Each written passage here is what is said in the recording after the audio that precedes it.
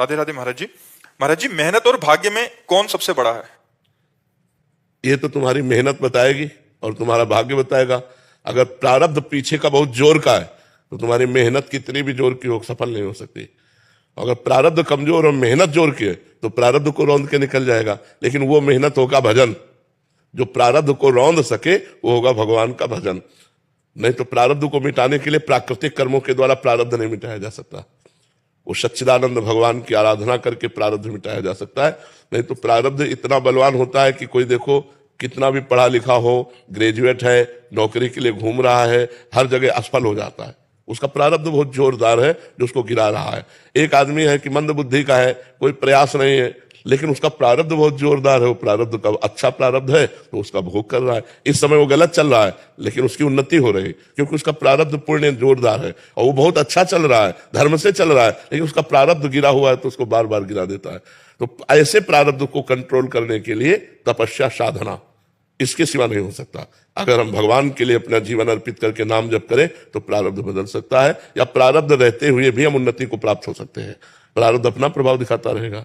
जैसे दोनों kidney fail है लेकिन हमें आनंद है क्योंकि हम भगवान की शरण में हैं, भगवान का नाम जप करते हैं तो हमें कोई इसकी चिंता नहीं। तो हमारी जो आर्थिक व्यवस्था चाहिए वो भी हो रही है, जो परमार्थिक चाहिए वो भी हो रही, तो हमें कोई चिंता नहीं है।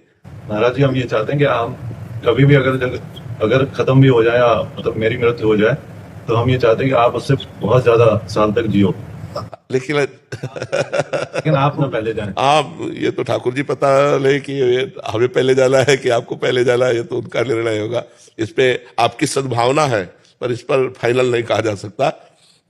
सुनो भरत भावी प्रबल, भावी माने वही प्रारब्ध। सुनो भरत भावी प्रबल, बिलख कहो मुनिनाथ, हानि लाभ जीवन मरण जस अपजस विधि हाथ। ये उनके हाथ में है कि वो कब कहाँ किसका कैसा।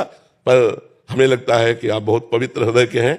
जो इस समय लाभ लेना उसे ले लो, जो उपदेश सुन रहे हो उसके अनुसार अपने आचरण बनाओ और नाम जप करो और निकल चलो इस असत संसार से भगवान के चरणों की तरफ बढ़ो आगे ना। हाँ, संत संग का यही फल है कि संसार का असत संग त्याग करके भगवान की प्राप्ति कर ली जाए। साधु समागम का यही फल है कि हमें भगवान प्यारे लगने लगे, उनका नाम प्रिय लगने लगे, गंदे आचरणों से घृणा होने लगे तो समझो संत समागम हुआ है। तो बड़ा सुंदर भाव आपका है, इस भाव का लाभ लो, भगवान का नाम जप करो और जीवन को पवित्र बना लो।